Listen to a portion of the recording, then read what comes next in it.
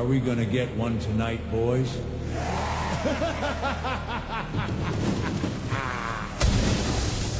What is going on, everybody? This is Mike Goldstein, Stickers of the C.A.N Report, Nozzle Tov, everybody. I have a good, great friend, my brother, Eric Wuensch, on the show this evening. And I am so excited we finally got our schedules synced up and we got this going. Eric, thank you so much for coming back on the C.A.N Report. Absolutely, man. Happy to be here. Grateful for the opportunity. It's good to see your face. Dude, it's always great seeing your face, my man. I love seeing you, love talking with you. I love watching what you're doing. I know this is why I wanted you on, because you've had a lot of updates in your life. You've been doing great things, and you have a lot of stuff to talk about. And just who you are. I love talking with you, and I want to make sure people know who you are and what you're doing. So before we get into this, I just want to give a shout out to my sponsors. We have Engine House Designs out of Memphis, Tennessee. My man, Cody Hill, always rocking it, always doing great things in the world. He makes hats, he makes flags, he makes stickers, shirts. You want it, he's got it. He can do it for you. So make sure you're reaching out to Engine House Designs, LLC, and he can get you started. Engine House Designs is igniting the pride. Also, my other sponsor, Industrial Protection Services out of Salem, New Hampshire. They provide services for your air packs. They provide testing and making sure that they can hydro test those as well. They've got a whole plethora of services. If you need extrication tools, if you need nozzles, hoses, they got it. You need it. They are in the New Hampshire area. So please check out Industrial Protection Services as well.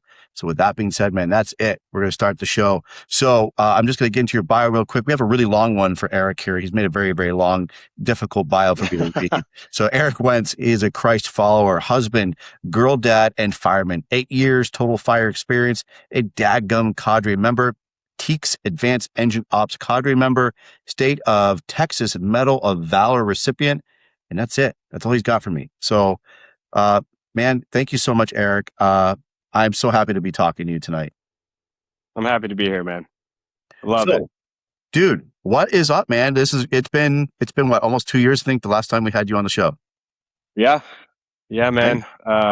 Almost 2 years. I guess the biggest change for me since the last time I talked to you, I have made the switch to a different department. And I know that's, something that you've touched on before, and everything that you kind of talked about through your experience it helped me a lot, man, as I was making that change. Because, I kind of realized that even when it's something that you want to do, like I knew that I wanted to change departments. It was still nerve-wracking. It was uncomfortable. I knew that I wanted to change departments. I selected a department, Cibolo Fire Department, right outside of San Antonio. And there were, several things about that department that really caught my eye and have stuck out to me for quite some time. But at my previous department, and I'm not here to bash my old department at all. It just, for me at the time in my career and for my family, it just wasn't where I needed to be, and I knew that. But it was still hard, man, and I'm grateful to have the opportunity to sit here and talk to you about it, because I know that there are other people out here who are going through the same thing, where it's time for you to go, but to move departments is intimidating. Like, am I going to like my new crew that I get put with? Are they going to like me? Is the grass really greener over there? Am I going to regret this? Is this really going to be better for my family? But I laugh because this literally is the same things that I had dealt with when I was going forward and changing departments. It was Yeah. literally the same thing running through my head. Oh my God, what if I don't like them? What if they don't like me? If I don't like it, there's no going back. Like I can't go to Right. that previous department because I hated it there and they hated me, Hmm. and like, what do I do? Like, what do I change careers? Like, how do I live? Like, all Right. those things run through your head. And, but for you, did you change departments? You don't have to say if you don't want to, but did you change departments because of a personality issue, like a leadership issue, or was it mainly because you needed a better financial situation? So that's something that's actually maybe a little bit unique to my situation. I actually I took a pay cut. Hmm. Um, it was not the financial end of things was not that drove me to leave. Um, and it wasn't even necessarily a personnel issue. Um, but my old department was in a phase of, uh, my old department was, there were great people there. Um, I had a great relationship with my old chief, from the get go. He really showed me a lot of respect. I had respect for him. We worked well together, but the I guess the culture, which I mean, I know that word gets thrown around a lot, but the culture of that department was different than what I felt I needed for my professional development, my personal growth, and for my family. My family did not grow with me being in the fire service.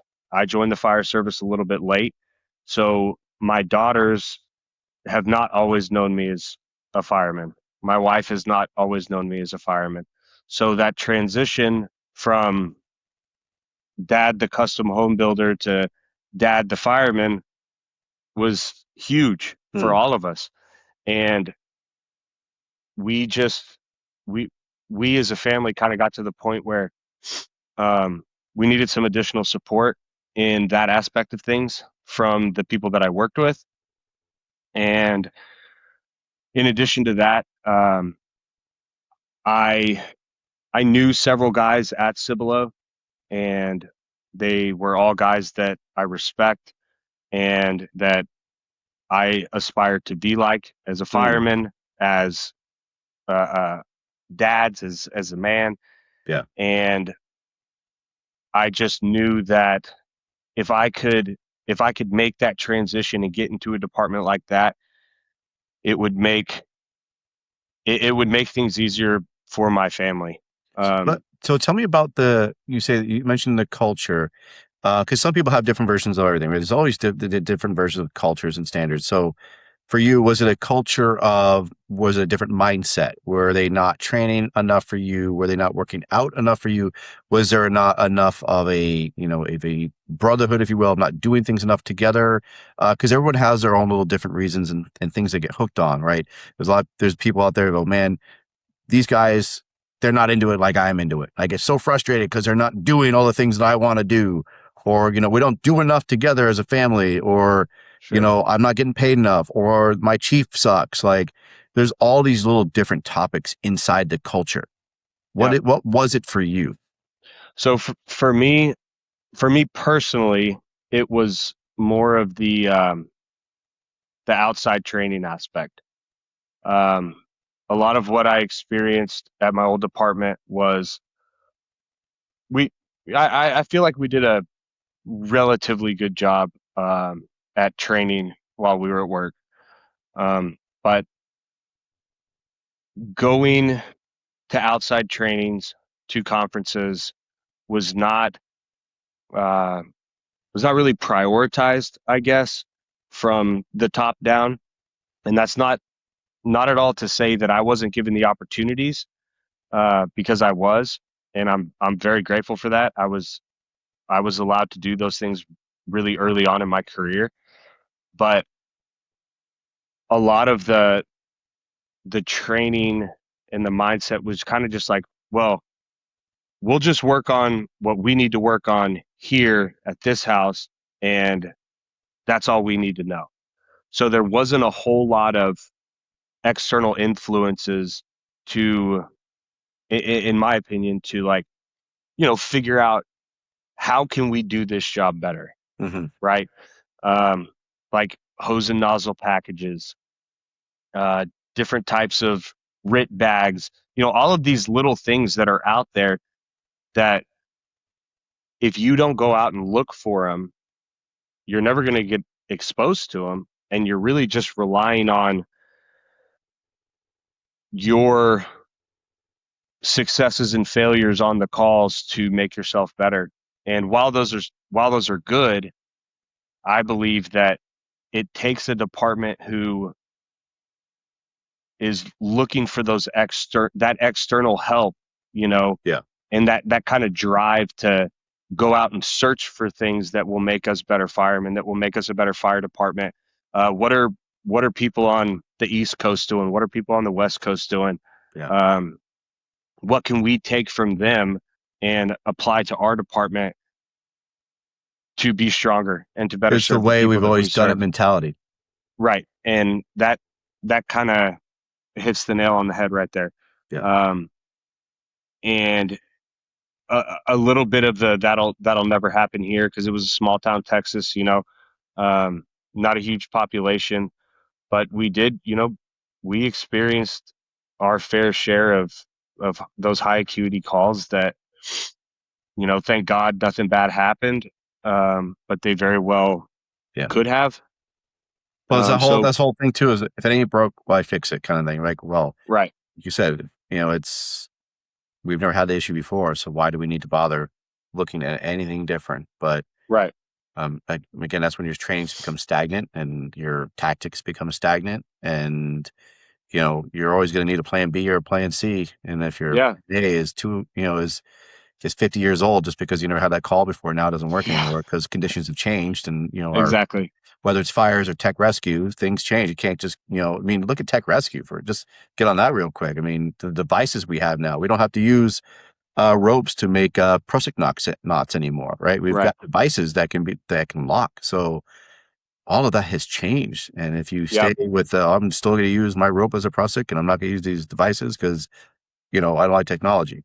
But I can see where you're going with it. Like it's definitely becomes like, have I outgrown my department now? And it's not a bad way to honestly feel that way. And I think we tend to feel guilty for having those feelings of, yes, have I outgrown? Oh my God, do I have an ego? Am I now one of those people where I feel like I'm too big for my department now because I go to all these trainings?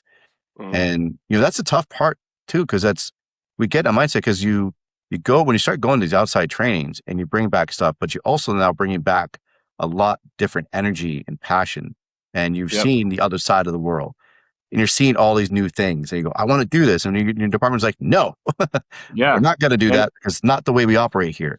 But those are yeah, important questions, so to ask why, because that's the biggest thing for me, is I love to ask the why. Why can't we do it? Is it mhm, because it doesn't work for our district, or is it that you're refusing to actually look outside the box? yeah, yeah, and you know, I guess kind of to circle back, that was my biggest like personal reason for wanting to leave, and I kind of had that feeling for a year and a half, um, and at first I went out and I tested with a different department. I made it through the process. I got offered the job, and when I was 10 days out, I started getting kind of this heavy feeling of, man, am I leaving too early? Have I given this department my best shot? Mm, Like I didn't want to I didn't want to leave and feel like I took an easy way out, right? Like I'm gonna leave this department because they're going through growing pains, and I'm gonna go into a department that's already got it figured out, that's already established. Um, Did you rescind and did you rescind that one? Did you I did, drop out? Yeah. Yeah. I did, and Yeah. in hindsight,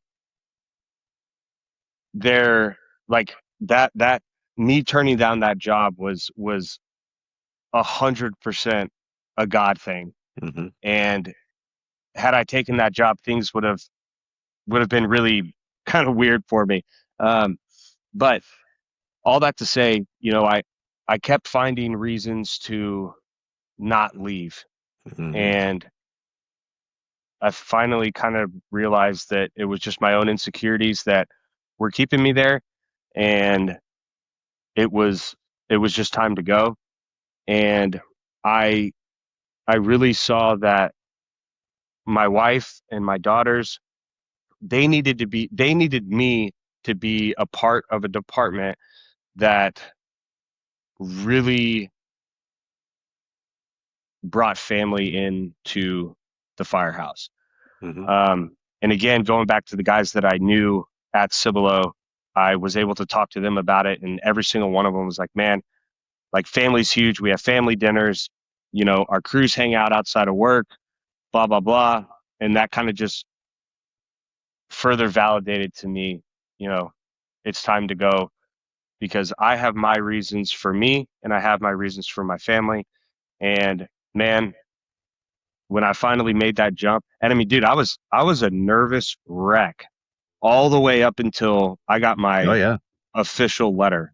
Did you make Because like a pros and cons chart? Because that's what I did. oh, for sure, I had a line drawn. I'm listing out pros and I'm listing out cons. And even yep, though like for me in my situation, there was a hell of a lot more cons, but I still just that I had that ingrained in me that I'm a quitter or that I'm betraying my department or hmm and then those were some of my pros, my cons in there. Am I a quitter? Am I abandoning my crew? And yep, yeah, it's that fear, dude. Like, oh, am I gonna miss out on cool runs? Am I gonna miss out on the new truck? Am I gonna miss out on promotion? And yep, dude, it's crazy. But no and one's ever been in these situations. It plays in your head over and over and over again. yeah, and it's crazy what our minds will make us believe just to stay comfortable, right? Like I knew my routine at my old department. Hmm. I knew the routines of the people I worked with. I knew my chief and what he liked, what he didn't like. It was comfortable. So like my brain would, kind of drop these little seeds of doubt so that I would choose the comfort and not go out on that limb and do what I knew I needed to do. Yeah, Um, but well, like I said, I was nervous wreck all the way through the thing. Um, but man, when I finally walked in to the doors on my first shift, it was like it that's was where you all need to be. good. Well, You know, question for you, but to back up real quick, when were you very reluctant to give your notice? And was it because of the disappointment that you were going to get from your chief? Because for me, I was scared shitless to give my resignation. Mainly because it wasn't because, man, I disappointed him or because, they're going to miss me and love me so much and make it difficult. It was the exact reverse. It was going to be met with anger and disdain and threats. yeah, What was it? Did you, when you delivered the news, was it like, hey, I'm so happy for you. Congratulations. You're welcome back here anytime? Because I love it when places do that. I love it when places like, we are going to miss you incredibly. And just so you know, you always have a home with us if you ever want to come back. That speaks volumes for your administration and your department. yeah, no, for sure. I, I was nervous without a doubt. And I went back and forth for a long time on if I was going to even tell my chief, um, you know, until I had a concrete like job offer, Hmm. or was I going to roll the dice and give him a heads up, like, hey, chief, I'm thinking about doing this. I'm putting in for this process.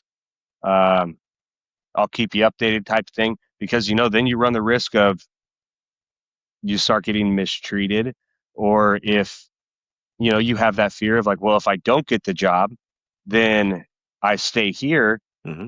and this department's going to be done investing in me because I've shown them that I'm looking to go elsewhere, and then I'm going to be even more miserable. Yeah, because some departments take that as, again, as betrayal, that you're a traitor, and that that you're hightailing it out of here, and you start getting mistreated or judged. And again, it's really is the caliber of the department and then the administration. It really comes down to that. When if you have a really good employee that's leaving because of whatever, you can't take it as a personal insult. Right. But really, though, as a chief and those senior ranking officers, you really start to have to think about, why are we leaving? Why is this high performer leaving our department? We can't afford to have more people like him leave. So those are the things where they really should have that discussion. And I would hope that, with, like in your situation, because it didn't happen with me. So I would hope in this situation that they would sit down and go, what is it? Like, what are we missing here? Because that's what really, if departments are looking for recruitment and retainment, specifically retainment, that they really need to have those hard talks and ask and the those questions. self-reflection. Yeah, and self-reflection. Like, are we as good as we think we are? Like, why are people leaving? Especially the guys that we really want here, the ones that we would brag about to our people and go, hey, yeah, Eric is that. You see that dude? He's a freaking tank, and he can do the job. I don't have to worry about him. Like, those are the people you don't want to lose, and so you have to start having those reflections and go, why are they leaving? Why is it financial? Because like some things you can't help. Financially, you can't help. As much as they want to. You have those bosses that do really good. Like, hey, man, I want you to stay, but I understand you have a family you need to support, and we can't give you that money, and we're so sorry. Like, those are really cool conversations. It's the ones who go, well, thanks anyways. See you later. Those are the ones that don't give a shit. Like, those are that's a good thing you're leaving, but it just sucks that we feel so obligated to stay and so scared to let them know that we're actually looking for other avenues because we're afraid of getting mistreated, judged, or pretty much being shunned from now that family that we had for so many years. Yeah. And I mean, Mike, I'll tell you, I decided to go ahead and tell my chief, like, the day I put my application in. Because again, personally, I had a really good relationship with him. That's awesome. The assistant chief that we had at my old department had just been brought into that position maybe a month or two before I decided to leave. Unfortunately, for whatever reason, like, that guy, he couldn't stand me. He could not stand me. But my concern was with my chief, because he was the one that had provided me with these opportunities, and he was always straightforward with me and supportive. So I decided to let him know and kept him updated throughout the process. And when I went in and talked to him, he was not angry. I didn't really get the "you're always welcome back" thing that you referenced, and I think some of that had to do with the fact that the assistant chief there, he and I just did not see eye to eye, which is fine. I mean, it is what it is. But he was very supportive of me, and made me feel like, even though I was making that decision, he was still very appreciative of me, and he made me feel like my time there was valued and appreciated. And that definitely made that kind of waiting period of the hiring process a little bit easier for me. Sure. Because as I was going through the hiring process, I struggled a lot with, like, self-doubt, and like, there's no way that I'm gonna get selected. I think there were like 28 people or something in my hiring process, and I was like, there's no way, because there were some killers in my process that I went through, and so that self-doubt was kind of chipping away at me. But knowing that I had the support of not only my chief but my crew at the time that I was leaving, they were all super, super supportive. and that was very helpful. That's awesome. Um, but all of those things that I was worrying about before going in and having that conversation, uh, 99% of them didn't happen. Yeah, Again, that of was course, all because my yeah, it was my own mind wanting me to stay in that comfort zone, and like, don't do it, man. Don't do it. Don't do it. This is comfortable. yeah, This is the easier way. Um, so yeah, I really think that that whole process for me was fortunately uh, a good one. that's A awesome. good So one. now you obviously got into Cibolo, and um, you said like when you walked in, you knew you were in the right place. Yep. What was that? How? What made you feel that way? Why did you feel like you were in the right where you're supposed to be? Um, I mean, within the first probably 30 minutes of me being there, I, spent those first couple hours of shift with my driver, my engineer. Um, his name's Ben Velez, and Ben is, I mean, he's been to multiple Dagum conferences. He's been to one bad tour. Like, this dude's, he's a hard charger. He's a super genuine guy, um, very hardworking. And when I came in as the new guy, um, man, he didn't make me feel like the new guy, and he was excited to have another person on his crew or on his team that he knew that he'd be able to count on to go out and work out with him, go out and train with him, uh, put in that extra work to make sure that we're effective and efficient on the fire ground.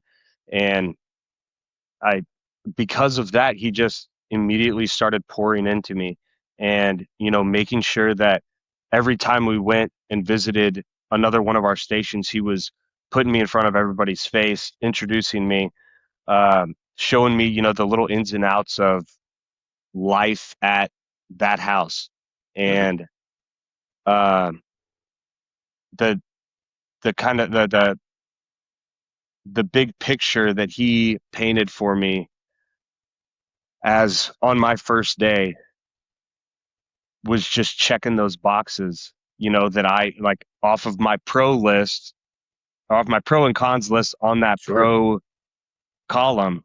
It's like, yep, yep, yep, yep. Um, so I really lucked out having Benny V as my driver, um, on those first couple days, just to, kind of validate for me, like, hey, I know that was probably tough moving departments, and now you're a probie, and you've got this task book that you've got to knock out, and blah blah blah. But I'm going to help you. Everyone else is going to help you.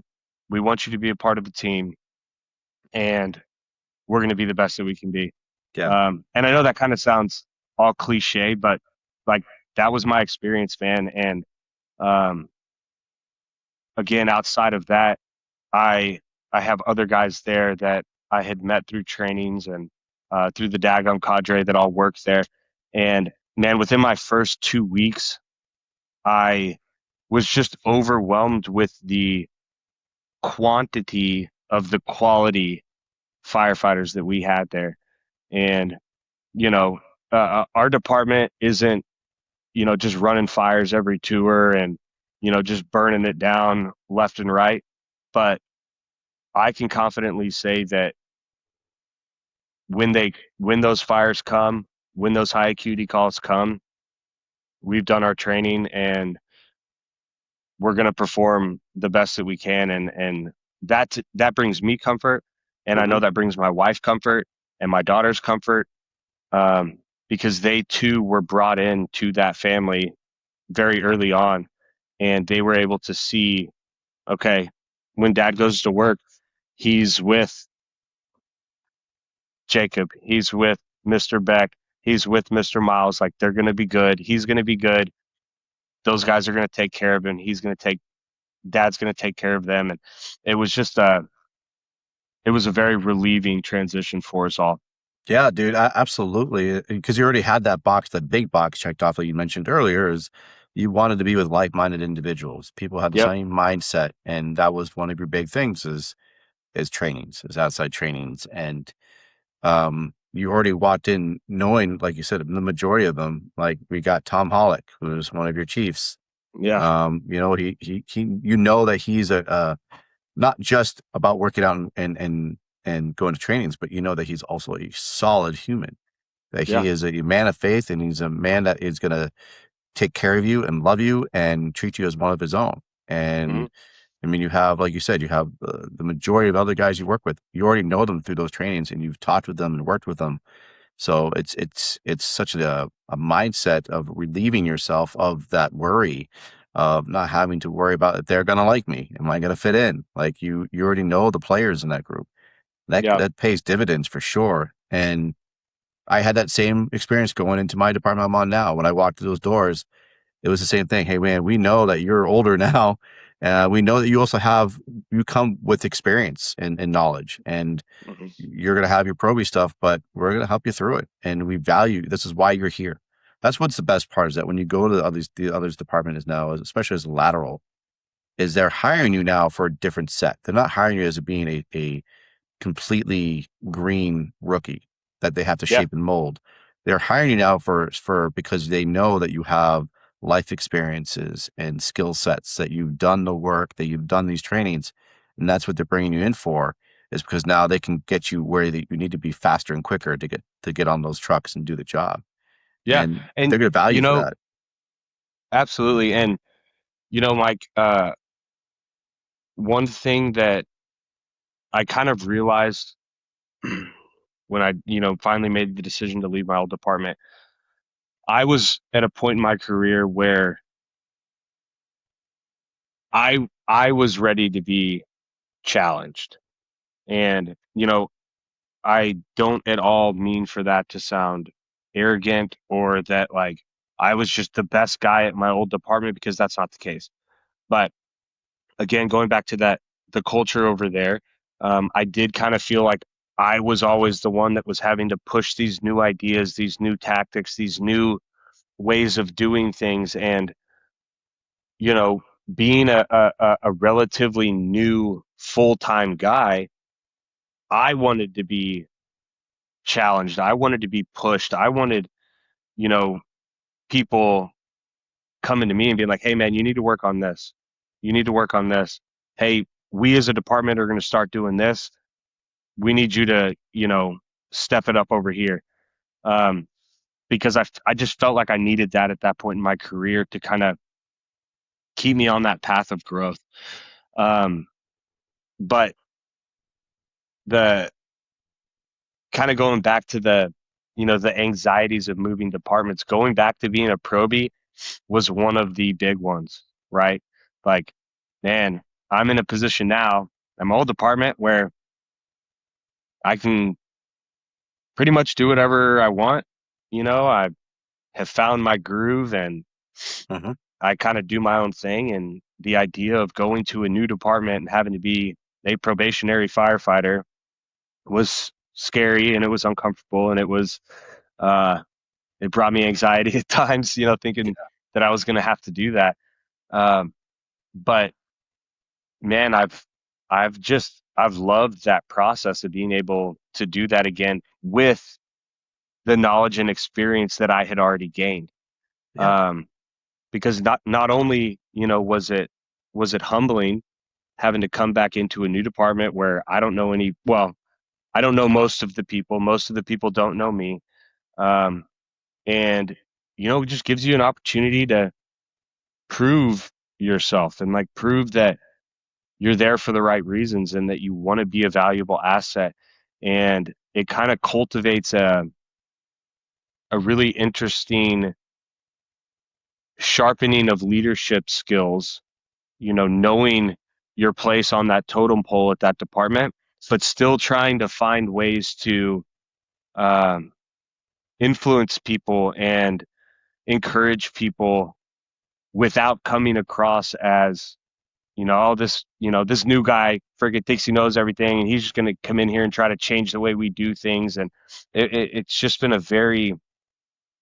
I have appreciated that process, um, from a leadership side of things, Yeah. being able to find ways to influence and affect things from that level. I thoroughly Um, enjoyed my time as a probie. yeah, I felt like same thing with you. I really it was I it felt better the second time around. I really enjoyed it with the people I had to work with, but I really appreciated the experience more so of being more in tuned into the fire service. And now knowing what it's supposed to be, because when I was yep, doing it, I was told what it's supposed to be, and I believed it. And and as I got older into the fire service, I went, wow, this really isn't what it's supposed to be. And then right, when I got to the new department, like I now know what I'm supposed to be. How the biggest one is how you're supposed to be treated. That was the biggest thing I took from being a new probie in my new department was I now know how I want to be treated and how you're supposed to be treated.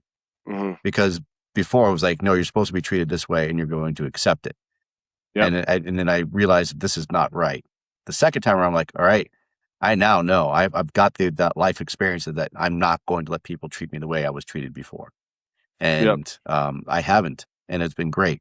And that's the whole experience. Like I was happy to scrub a toilet. I was happy to mop the floors. I was happy to do whatever a probie needed to do. And I still yep. do it to this day because it's what we're supposed to do, and I'm proud to do it. But man, it's a humbling experience doing a second time around, especially No in doubt. your mid 40s. Yep. No, it's a very unique experience, and I really would encourage anybody who, is kind of feeling like their time at their current department is running out. Um, Acknowledge and accept the fact that your brain is going to tell you things and try to convince you of things to stay comfortable. Um, but man, that's just not where the growth comes from. And truly 99% of what we worry about just it doesn't happen. Yeah. It doesn't happen. And if you never take that step to move departments, you're just going to get stuck in that cycle of toxicity and complacency. And when you do And get then you become the person you don't want to be. a I thousand was percent, right. Like you become what you were. You were becoming what you resented. You're yep, becoming what you preach against. And that was literally what was happening with me. And I'm very open about it. Like I was a shit in my previous department. hmm, I was a very angry and bitter person. I became what I didn't want to become.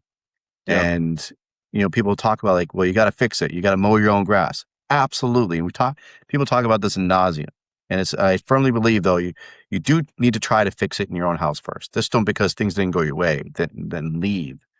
But you do have to put in the effort of looking outside yourself, reflection, making sure, am I the problem or are they the problem? Or are we just not going to work together? But hmm, you have to plant the seed. You have to grow the grass and cut it. But if you're, like sure, I said before, if you're mowing that grass and all you're doing is creating a dead spot because you're not fixing it and the grass is dying, it's time to move on. But like you said, you also don't want to dedicate so many years of your life in just going around in a circle and creating that right, dead spot. to where You gotta you move on. yeah, to where you become that slug. And Yeah. to your point, that that is one thing that I find so valuable about going out and meeting like-minded individuals. Um, you know, like guys like you, guys like Kevin Pfluger, Tom Hollick, um, all of those people that you can call and say, "Hey, man, this is what I'm going through. Here's kind of what I'm thinking." Um, and just being able to have that guidance from people, uh, again, like people who have experienced those things and people who care enough about you to give you the honest truth. Hmm. Um, Having those types of relationships and mentors and friends, um, is priceless those when you encounter those types of situations. Yeah, Being able to pick up the phone and get that advice is huge. And I mean, absolutely. I would just encourage everybody to, again, that's just one more plus to going out and going to trainings and conferences. Like there are so many valuable things that can come from just putting yourself out there and meeting people, because you will come across somebody who is going to be instrumental in your life, whether it's like one conversation you have with them or those weekly conversations that you have with them of encouragement and guidance and advice. Um, because like we all know it, man, like it can be a tough world, a tough life to navigate, as a first responder. And I'm not trying to sound like a victim or anything like that, but like it's different, um, for us, for our families, for our friends. Yeah. Um, and being able to have that group of people around you who understand and who know what you're going through, man, it's priceless. It really is. It's key, man. And I've been hearing conversations, in all the social media feeds and stuff. And there's people like, well, if you only hang out with like-minded individuals or what they want you or things, they're just going to tell you what you want to hear. You're never going to grow, or you're avoiding the truth, or, you need to hear from people that aren't like you and not like, I was thinking about that. It's like, why would I want to hang out or hear or talk to people that I don't like, or Mm, that I believe in, like we talked earlier before we started recording, that we need to hear we need to hear the truths. But that's yep. where good friends come from, though. Like, you're not just gonna have a friend who's like, yeah, you put on a dress, or you say, I'm sorry, you put on a suit, right? And it's the most ugliest suit ever. And that friend's gonna be like, man, you look like a rock star in that, man. Like, Yeah. you are awesome looking. No, I want a friend to be like, nope, dude, you look stupid in that, Yep. but like they're gonna be honest with you, but like, hey, man, I like where you're going with it. Let me show you some other side. Let me show you some other styles that maybe it's going to make you look cool. But, Sure. those are friends that are going to give you the honest truth and not send you out in a bad looking suit. But they're going to say like, no, Hmm. man, you need a different suit. So it's okay to hang out with like-minded individuals, just as long as like when you ask them a question in life, they're going to give you an honest answer. If you screw up in life, you do something wrong or stupid, and it's dumb. Like, I've had situations going on right now with me, and I had to reach out to people and go, here's what happened. Please tell me like what's going on. Please give me some truth. I don't want to hear you Right. sugarcoat it. And for them to go like, yeah, man, I would have used better judgment in that, or like, that was a stupid idea. And I'd be like, that's why I wanted to talk. That's why I needed to talk with you, because you are Right. giving me real truth. I don't need And you to sugarcoat it. I think it's also important to understand that just because somebody is like-minded doesn't necessarily mean that that's one of those people that you can count on for those real conversations. Yeah. I mean, I'm sure that there's guys out there that view the fire service the same way as I do, and they're going to trainings and pushing themselves to be the best fireman that they could be. But outside of the fire service, our views couldn't be any different. Mm-hmm. So it's not just, in my opinion, it's not just about finding like-minded individuals. Um, it's about finding those people that, with or without the fire service, you would go to them for advice, um, because they're out there, and there's good people in the fire service, and being able to tell the difference between Yeah. just a like-minded individual and a valuable friend. Yeah, absolutely. Because you want to seek the advice from people who've already lived it, right? Right. I mean, I think that's what's so helpful is the group that we have, that you and I are part of, all these people that we know, is because they've lived some of the hardest things they've had to go through in life, and they've come out better Yeah. on the other end. So we can go to them and go, instead of talking to someone who goes, you have no idea what I'm going through, and they're like, yeah, you're right, I have no idea, but continue. They're going to listen to you, but they can't really Yeah. give you solid advice. But Sure. the people that we are friends with, they're like, yeah, I've been in your shoes, and let me tell you how I got through it. That Mm, helps a lot, because now it's relatable, and they're not going to blow smoke up your ass. They're going to tell you straight up, like, this is why this happened to me, and I don't want this to happen to you. So here's some friendly and good advice that I hope that you will listen to. Yeah. So it pays dividends to have that core group. But like you said, it helps a lot to get out of your comfort zone and go to other places for trainings and meet and see other people. Um, and you really develop a very good core of good, solid people that you can start counting on. And you especially if you go more than once, you start going to a lot more of these trainings, you're going to develop skills, but you're just going to meet the most amazing people that Yeah. truly care about you. And, kind of just, I guess, to say one more thing about this topic, for me personally, that in really the past 6 months has really made a huge difference in my life and my career and my family life is um, bringing my family with me. Mm, And I'm incredibly grateful and have been incredibly blessed to have been allowed to start coming around with the daggum guys because they value family so much, right? And uh, Kevin does such a good job of making our classes, our trainings completely open to spouses, to kids, and um, I've been able to bring my wife and daughters out to classes, and they just come hang out and you know, uh, Kevin will typically walk around with the spouses and kids and explain what's going on and, walk them around as guys are doing drills and, um, not sugarcoating anything, and explaining to, really for my daughters, like explaining like, hey, so at this drill over here, this is what would happen if, your dad came up and this was going on. And for me, like, it's kind of taken away a lot of the mystery that has surrounded for my daughters what it means when dad goes to work, hmm right?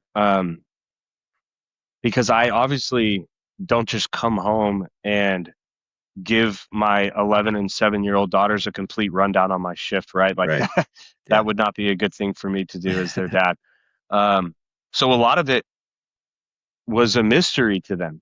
What does dad really do at work? Um, what does it mean for him to be a fireman? Um, and before they started getting involved and coming around these things and being around people like I have been lucky enough to be surrounded by, um, I learned that they had a good amount of like anxiety and wonder about my job. And they Yeah. would get anxious when I leave because they didn't really know what it meant and they didn't really know what that looked like. Um, so I guess I say all that to say, like, if you can, when you can, get your family involved, bring them out there. Um, Yeah. don't feel weird having your family come up to the firehouse. Like it, the fire service can be can be difficult for our families at home. Yeah. Man, like bring them in, let them meet the spouses of your crew, let your kids meet your crew members' kids, um, so that they can have that connection because we have each other, Yeah. right? Um, but if I never bring my wife Jessica around and she doesn't meet other fire spouses and stuff like that, like I'm not doing her any good by keeping her completely separated from my job because it's not a regular job. Yeah.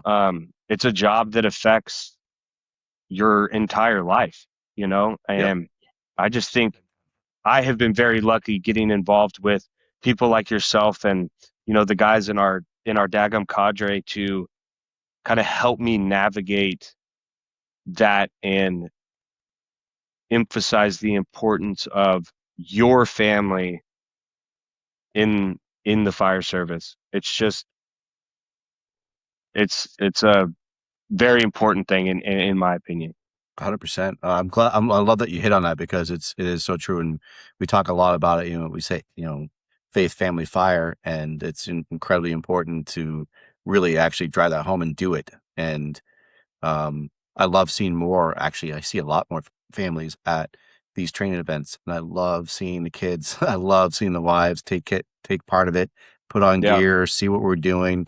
Like again, I was just at Great Lakes Hot and watching the spouse tracks and wives getting gear and do forcible entry, and they're part of the search for the evolutions. It was really cool Yeah. to see, and for them to actually bond and talk about what they just did. It's badass, man. It's just it's so welcoming. It's so heartwarming to see everyone take interest in what each other is doing in life, and Yeah. it plays a lot. It helps to develop that bond and the trust in what we do, and that they see that we're training. It's not just fun either. It's training. It's hard work, but we're doing it because we're trying to come back safe. So we're doing these Yep. training events, and I love seeing that. So also we're winding down. There was other things we want to talk about, so I didn't want to run out of time too much, but. We were talking earlier, and it was something I really wanted to talk with you about. We were going back and forth. A big event that happened recently in your life since we recorded, and it was just last year. And you had the floods that came through Texas, and we talked back and forth about wanting you to discuss it. And we were talking about the reason why you felt it was actually really good to talk about this is because there's other people that have been part of traumatic events that it's good Hmm. to talk about. We talk about the bad leadership. We talk about changing departments, and it's good to be able to hear these stories. But we also have the traumatic stories that some people are afraid to talk about. And I hate to use the word afraid, but they feel reluctant to talk about Sure. because it's something that's still kind of taboo, and but also that they feel like they don't know if they're the only ones feeling these things. So you Yeah. were a part of the floods last year, and you had some big stuff happen during those times. Can you tell me Yeah. some things? Yeah. And I'm gonna try my best to get through this without getting emotional. Absolutely, bro. uh, Absolutely. but you used the word afraid and then kind of took it back. But that's a pretty good descriptive word for how I had been feeling about sharing this stuff with you on the show, because you and I have been talking about it for a while now, Hmm. and there were times where I would push back because I just didn't feel like I was ready. I didn't want to, whether it was like I didn't want to relive it or I didn't want to get emotional or like whatever. But afraid is a good word to describe it. I'll just say that up front. Um, but yeah, so last year, um, July 4th, I was not on shift. Um, I woke up at home and I got a phone call from a really close friend of mine who I used to volunteer with at a volunteer department. He was actually one of the firemen that was on the water rescue call that we discussed last time I was on the show. Um, he calls me, and I didn't know anything about what was going on in Kerrville at the time. And he was just like, "Hey, man, uh, Kerrville's getting hit with crazy rains right now. It's flooding. Um, I'm going to go down there to see if I can help. Do you want to go with me?" And I was just, like, "Yeah, man, like if you're going, I'm going."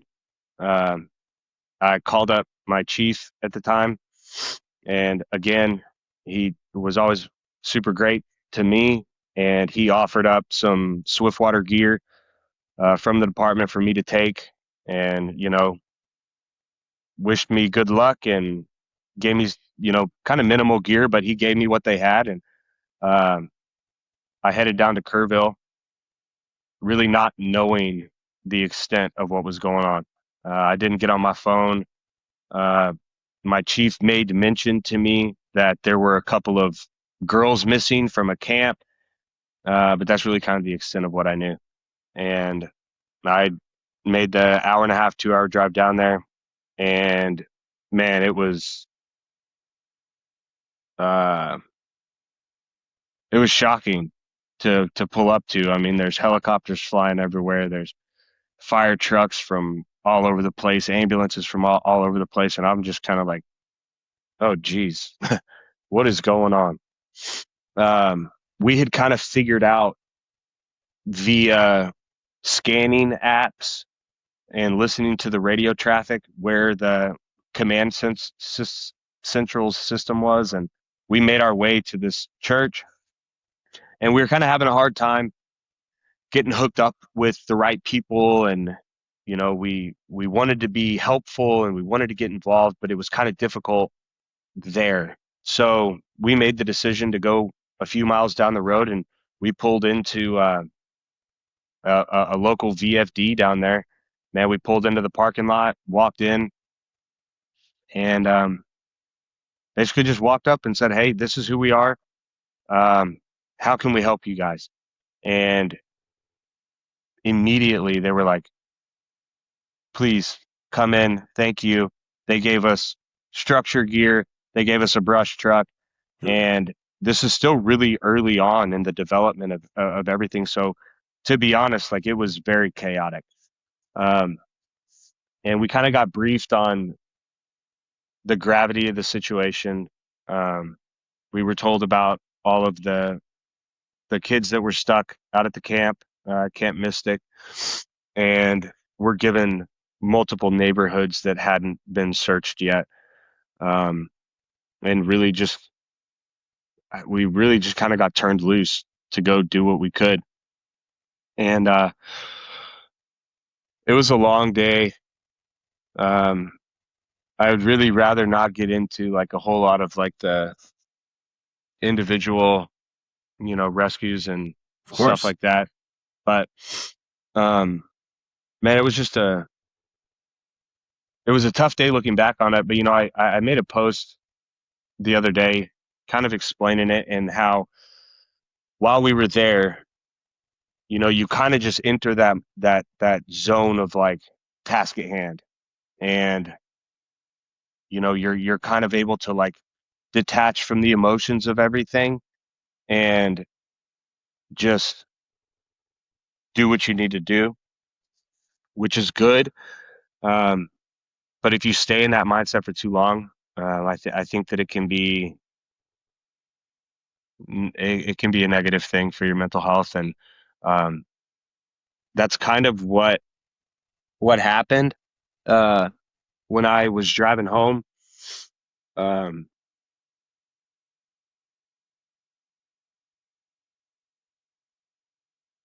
I don't even remember if I called my wife or I just texted her and just told her I was headed home. And like I just cried, dude. Yeah. um, and it's still pouring down rain, and just like, golly, just, you know, everything kind of hit me at once. What we just experienced, what I just saw, and just the overall sadness of that event. Um, and I get home. Um, I got home pretty late. Tried to get some sleep, and man, the next morning at about 6:30, I got a phone call from my fire chief at the time, and he's just like, "Hey, man, I need you to come into work." So I drive in, and I meet him at the firehouse. There's, you know, we have our crew who's on duty at the time, and he pulls up and he's like, "Hey, Eric, I need you to get in my truck with me. We're going to Marble Falls." So we start driving to Marble Falls, and he informed me that Chief Phillips had gone missing um, early that morning. And Chief Phillips was the chief of Marble Falls area fire department. Was a primarily a volunteer, but had recently kind of turned into a combination department. Um, and early that morning, as he was responding to a motor vehicle accident, he was unaware of the extent of rain that we had gotten that night. And man, he came around the corner of a country highway, and water was up way higher than it's ever been before. And Mm. um, it swept his vehicle away. And I'm hearing all of this from my chief, um, who had been friends with Chief Phillips for most of his life. And I worked for Chief Phillips part-time. Um, so it was just kind of a, you know, kind of just pop back into that task at hand mindset of like, Sure. okay, cool. I'll think about yesterday's stuff later. How are we going to solve this problem? And man, it was wild. Um, everybody came together, and we spent weeks out there looking for Chief. Um, I really don't think we could have done anything else. Yeah. Um, and it's, it's tough kind of accepting that we still haven't found him. Um, but in a time like that, it's I've just been trying to like lean into my faith of, I know that God has a plan, and I know that he's got reasons for things working out certain ways. And um, I may not understand that reason why we weren't able to find Chief Phillips or why he was swept away in the first place, but I'm going to have faith that um, somewhere out there somebody knows the reason, or somebody's going to find out the reason. That, and I just have faith that it's part of the plan, and maybe I'm not supposed to understand it. Um, so that went on, like I said, for about 2 weeks. We're just out there every day, walking, flying helicopters, dogs. I mean, everything. Um, and in the process of all of that, I was trying to move my family from Marble Falls to New Braunfels, and I just wasn't myself, man. Like I I was having trouble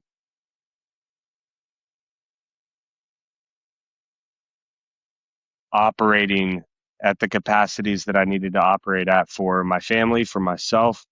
Um, so it got to a point in the search and rescue efforts where I kind of had to pull back a little bit. Um, and I think one of the biggest things I learned, I guess, that I want to share is I spent the next 360 days not talking to the guys that I went through all of that with Mm. about what we went through. Um, we just and it's got nothing to do with those guys, or um, we just didn't want to talk about it. Yeah. And about 3 days ago, one of them texted our group, and man, it was just like the most encouraging.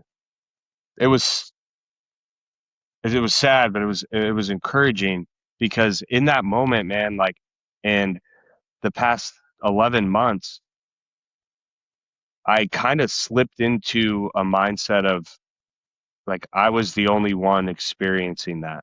And saying it out loud feels very selfish and very arrogant.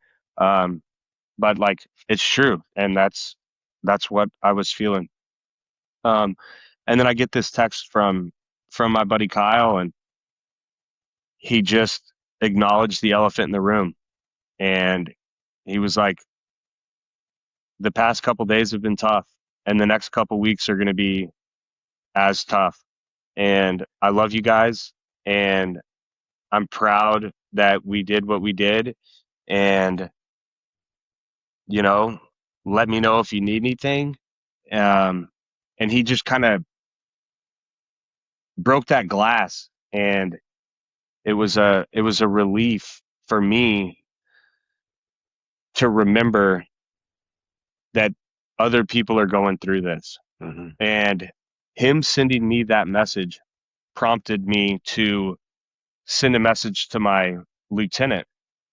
And because I was on shift July 3rd and July 4th, it prompted me to message my lieutenant and just kind of prep him a little bit. And I was like, hey, man, I just want to give you a heads up. Like, I think I might have a rough couple of days. And I think there's a pretty good chance that I'm going to be off this shift. So I just want to let you know. And he, I,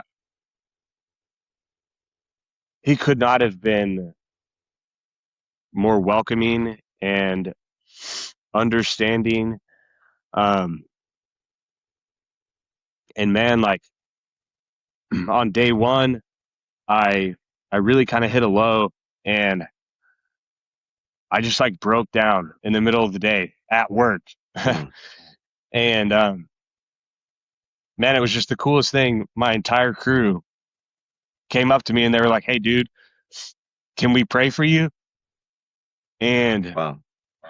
we all sat there and they prayed over me and they all hugged me and just gave me that reassurance of like, dude, if you need anything, like we're here for you. Whether you want to talk about it, whether you don't want to talk about it, just know that we love you. We're here for you. And man, it was just in that moment, like for me personally, I'm going to do my best moving forward when I am struggling with something like that to share it with those that I trust. Because having going through that shift, knowing that the guys on my crew were in tune with that and were looking out for me,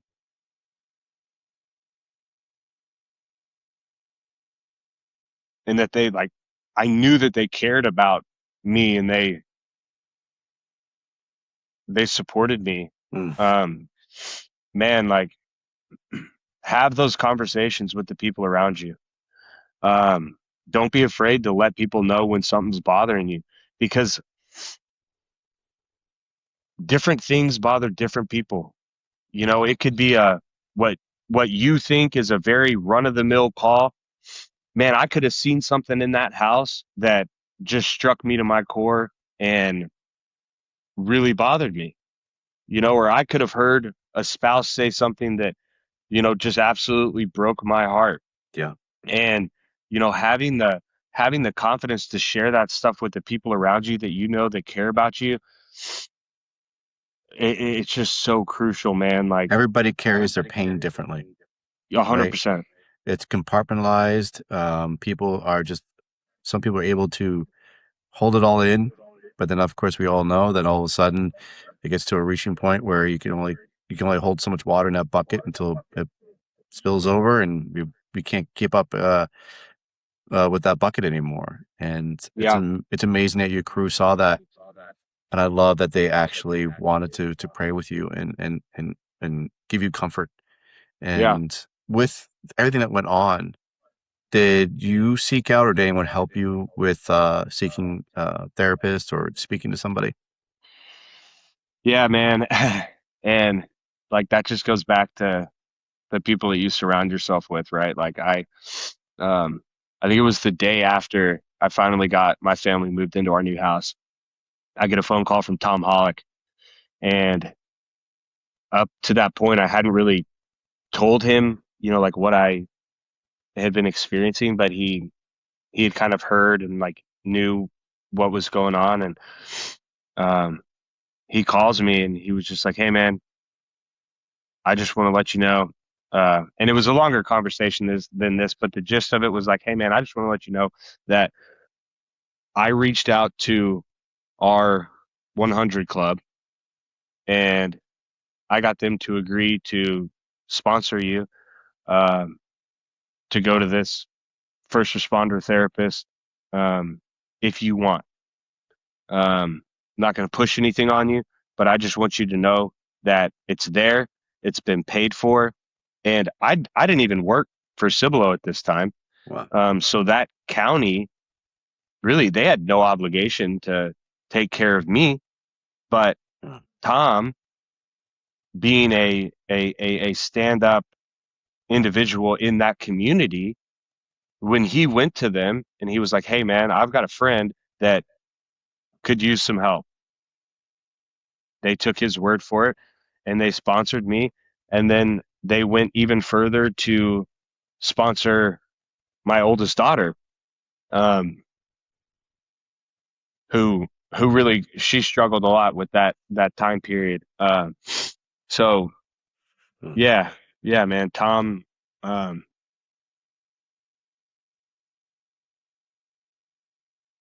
Yeah.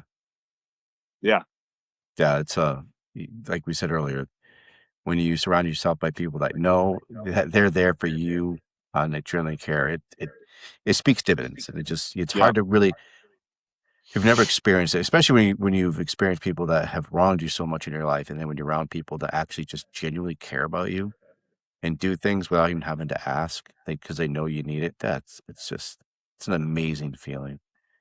And yeah, you just don't even know how to respond sometimes. Because honestly, I think for me, my knee jerk reaction is like, no, I don't need it. I'm good. yep, And they're like, no, no, you do need this, you know, because again, they've been in certain situations where they can relate to you with it. Because hmm, we know like Tom has been in those situations, yep, and Nate Stern, another one who's been in a situation where he's very open about the things that he's dealt with in life.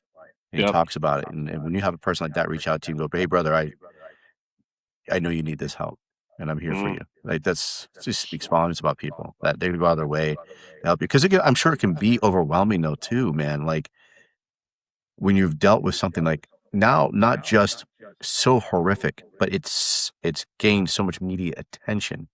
yeah, Now you have a whole bunch of people.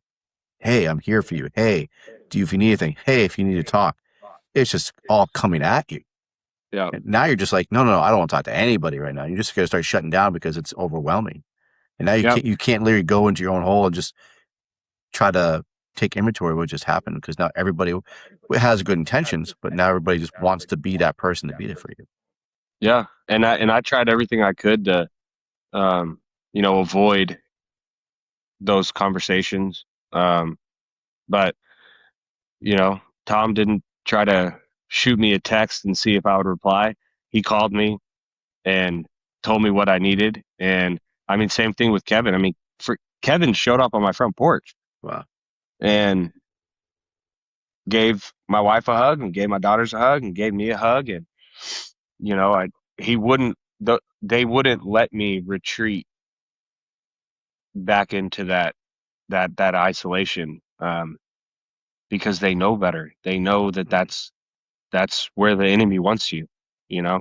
Um, so they stepped in on my behalf and came to help. And I'll probably never be able to repay them for that, but I definitely will have my eyes open to hopefully be that for somebody in the future. Yeah, I think Um, that this right there is that those things that they do is because they love and care for you, and it's not about paying anybody back. And like you just yeah, said, the best thing you do is pay it forward. That's what for they sure. want, and that's I think what makes people so solid is that when they're paying that forward, when they got that random act of kindness and they're going to give it to somebody else, that makes that first person who gave you that gift, that's what makes them happy. Yeah, yeah, Yeah, dude, no, no doubt. it's an amazing it's an amazing story of human kindness of what you've gotten with your friends, but also just a horrific story what you had to see and deal with, and especially losing someone so close. But it as we talked before we started recording, that this is really is beneficial for people who are out there who have dealt with these horrific events, that it is okay to talk, that it's okay to also say, hey, I there's too many people reaching out to me right now. I can't deal with it. Hmm. Like I can't handle all of this.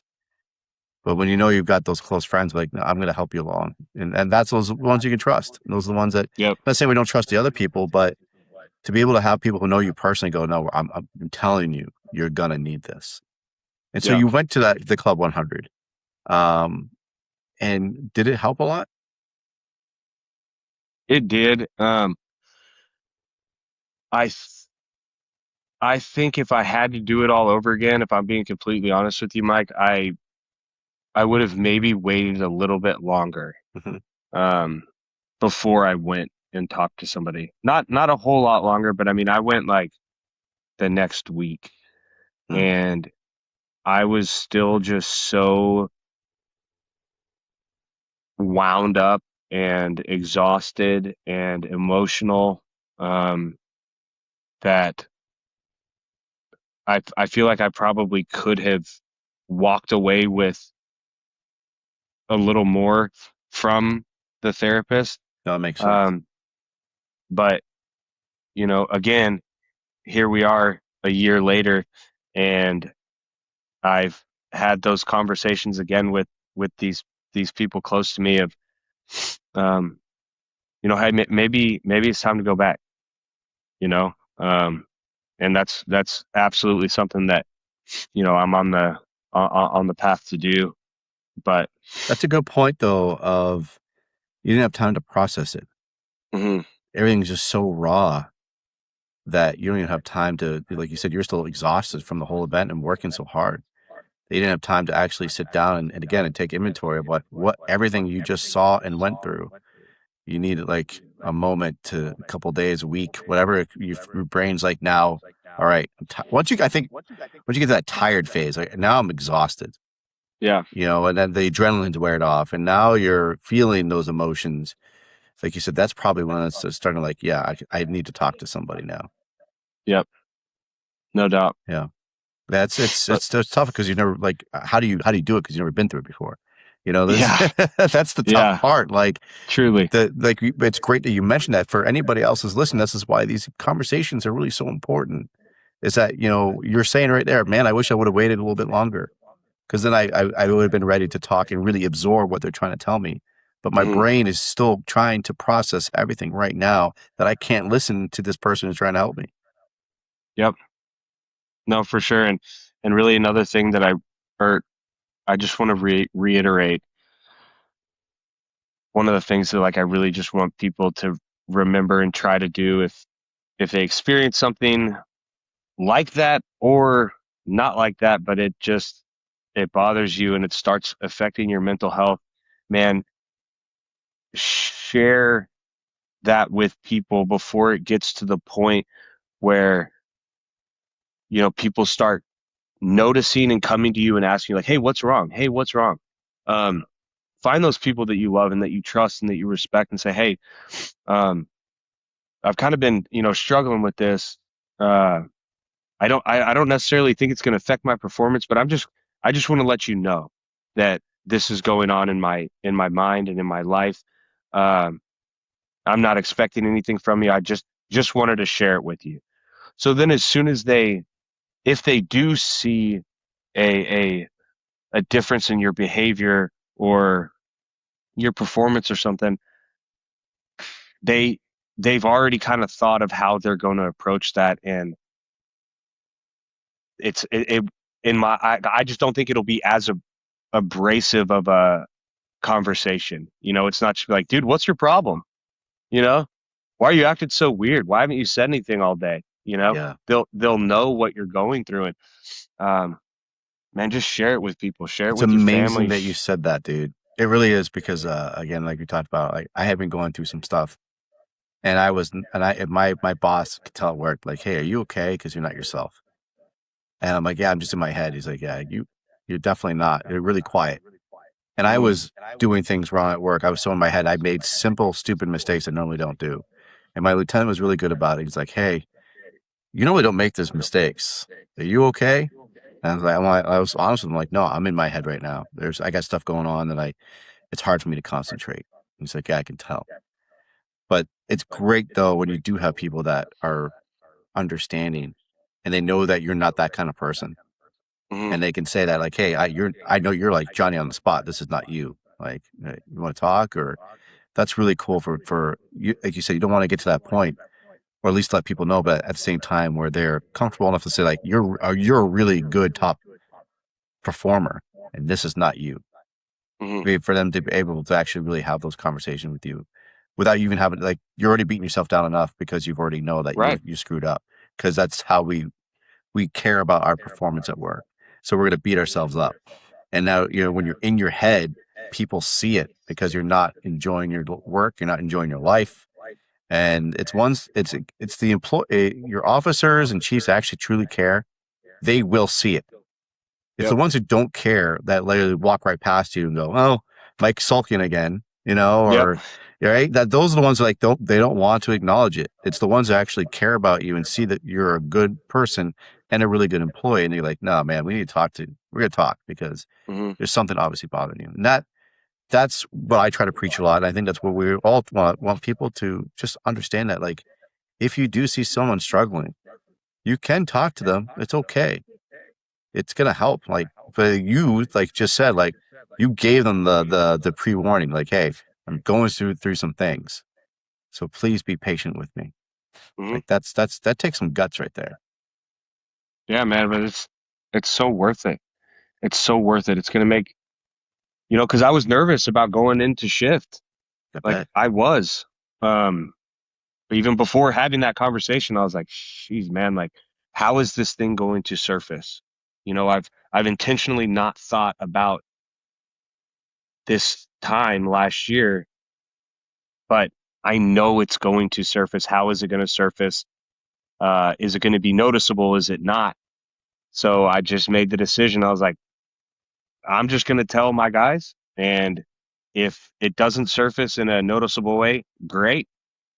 But if it does, I'll immediately have that support network there at work when I don't have my normal, you know, my wife or my brothers or whatever. Like, I know my guys are there to take care of me, and you just you just got to have those conversations, man. It's so worth just putting aside your pride and having that conversation and admitting like, hey, I'm sad or I'm nervous.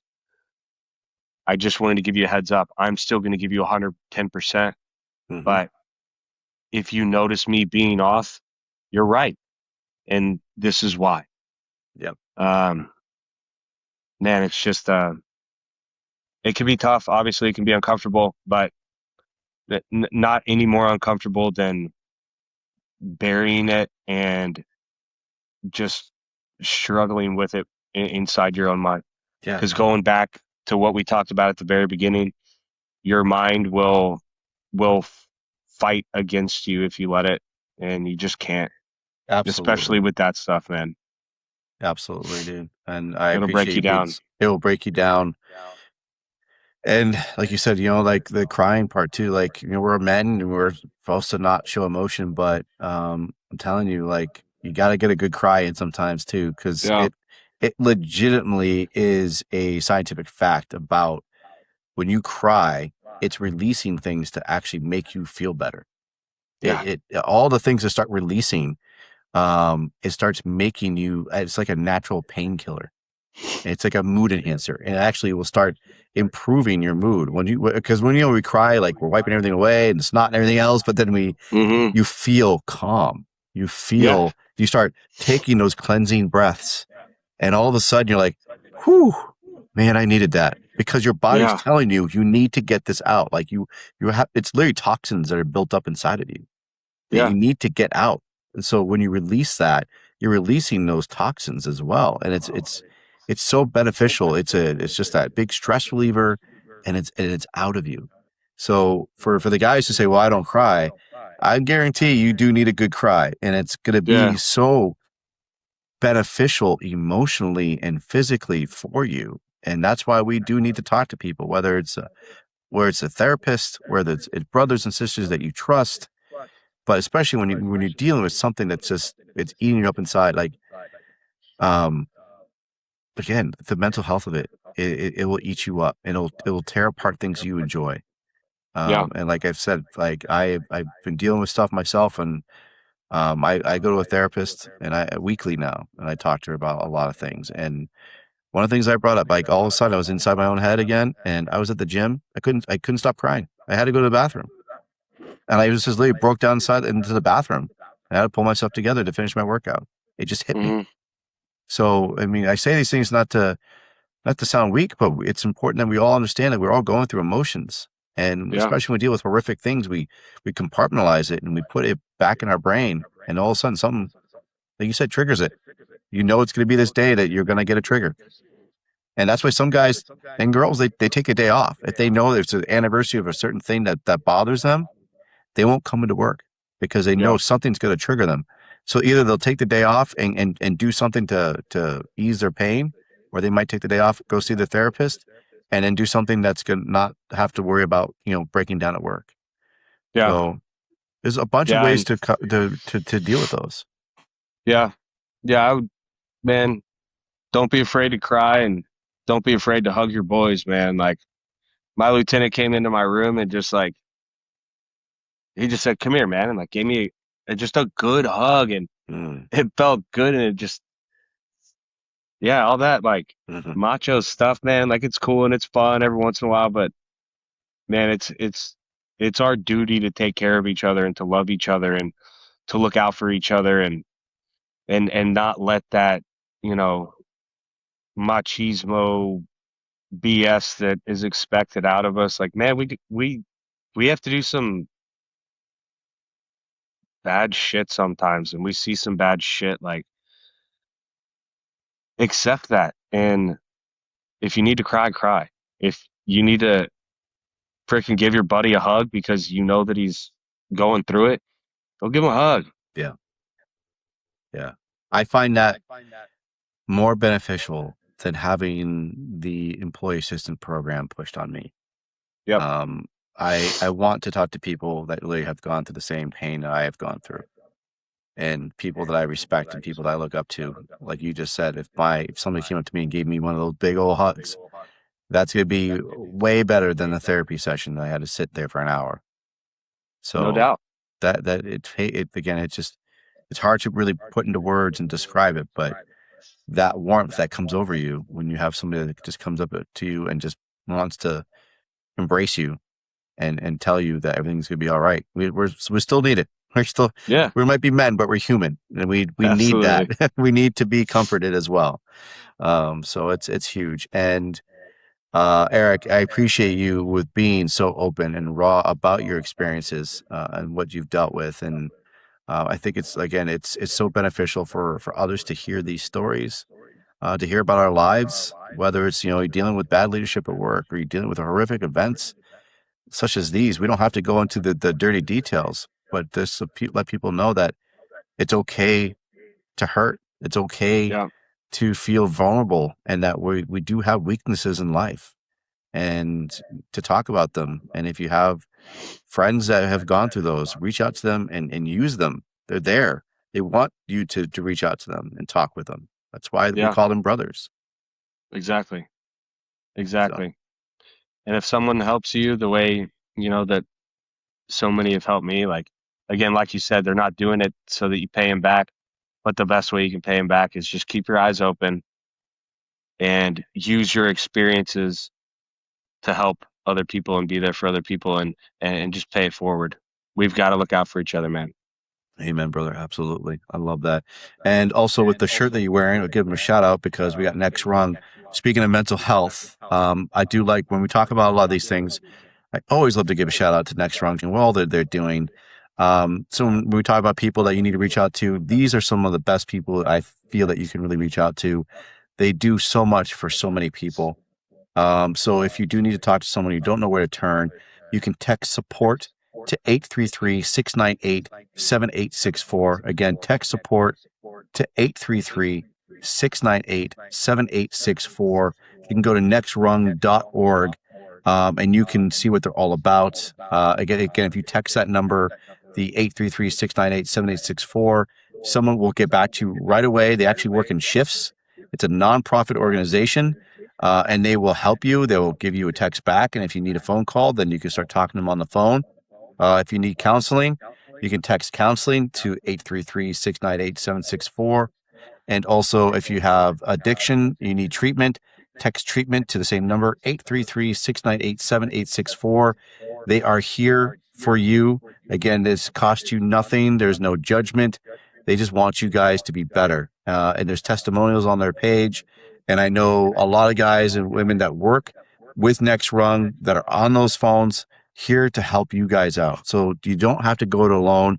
This is a really a great program that that Blake Stennett and Charlie Brown and the rest of the group worked so hard to develop, and they're constantly growing and doing great things. And I love that my man Eric here is representing Next Rung with the shirt there. So please visit their website. But especially if you are struggling in life and you need a number, that's the number. I'm going to say it one more time: 833-698-7864. Eric, as we wind down, is there anything that you want to say or help with others? Man, I don't think so. I appreciate you giving me this opportunity. I really do. Um, it it has been tough to think about coming on here and talking about that. And again, I know we've been talking about it for a while, you and I. But man, I'm really glad that we finally did. Just because nobody deserves to have to feel these things by themselves. And I would just want to like remind people that you're not alone. Um, Man, when I got that text from my buddy the other day, it was just a sigh of relief. And if anybody needs to hear that, now you're not alone, man, shoot me a message on Instagram and I'll share more with you. I'm an open book.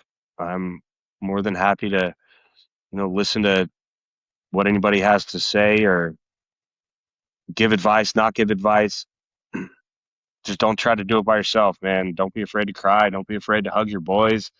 Um, we've all got to look out for each other, take care of each other, love on each other, because that's how we are going to, just like working out, just like training. When we have those conversations and we are vulnerable and we talk to each other and we support each other, that in itself makes us better firemen. It it keeps us sharp to serve the people that we have sworn an oath to serve, just as much as getting out and doing gear workouts, getting in the gym and lifting weights, going out to outside trainings. All of that thing will, all of those things will be meaningless if we're not good up here and in here, Yes, sir. right? So just don't be afraid to share those types of things and pick up the phone and call somebody if you know they're struggling, or share your struggles with somebody else. It's good for the soul, and you won't regret it, even though it's a little bit uncomfortable. So what? So are gear workouts, and we still do those. You know what I Yeah. mean? I love that, dude. What a great message. I love it. Thank you so much. So if anybody actually wanted to reach out to you, where and how can they reach out to you? I'm on Facebook, Eric Wuensch. Last name is spelled Wuensch. Instagram is at Wuensch or you can probably look on the Daggum page and find me on there and follow it to my page. I'll give my cell phone number is 830-445-1032. If you want to shoot me a text, give me a call. Even if you don't know me, I'm more than happy to do what I can. Love it, brother. Absolutely. And and potentially find you at some of the dadgum trainings that you guys have been busy with and hitting Oh, the road yes, hard sir. with those. And I'd love to see you part of that cadre. Great group of guys. So we'll have to talk more about that next time. But Yeah. I love what you guys are doing for the training group as well. Dadgum's been killing it. You guys have been doing great things, delivering a lot of good training all over, not just the Southwest, but pretty much everywhere. So I love seeing you guys do what you do and succeed, and love that you're part of this group, man. It's I know that you are very proud to be part of the Dadgum cadre, and they have a great guy that you're doing it. They're very lucky to have you. Thanks, bro. Yeah, if you happen to see me at a daggum class, come give me a hug. Yeah. Yeah. Don't let Eric intimidate you. When I first met him, I was like, Jesus, this guy is a friggin' beast. And I was so afraid to actually to start talking to you. And then once I started talking with you, I'm like, oh, this guy's awesome. What a cool guy. So, you just never know who you meet with these events. And, again, we Heck have a yeah. core group of amazing friends from going to these events, such as Dad Gum and Bears of the Oath. So, please, go to these training events. You're going to meet people like Eric. Just a solid individual, just wants to help us all be better in the fire service. If you're looking for training events, there's a lot going on. Visit Dadgum's website, visit Bears of the Oath, visit Ambassadors of the Craft. You've got, they'll also list where they're going for their trainings. There's just a slew of great training events going on. So please, actually coming up, we have First In Fire Conference that I'll be attending, and I'm excited to go there.